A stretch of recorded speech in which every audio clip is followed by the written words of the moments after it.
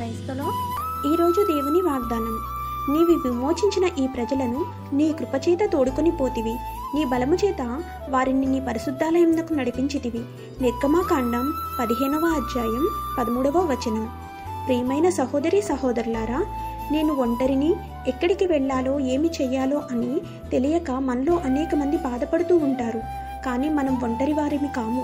ఏ మార్గంలో వెళ్ళాలో దేవుడు తాను విమోచించిన వారికి మార్గాన్ని నిర్దేశిస్తాడని బైబిల్ స్పష్టంగా చెప్తుంది.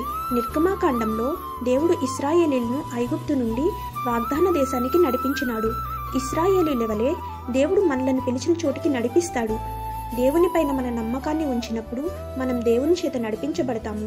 విమోచన ద్వారా మనం ఒకరోజు ఆ పరలోక రాజ్యంలోనికి ప్రవేశిస్తాము.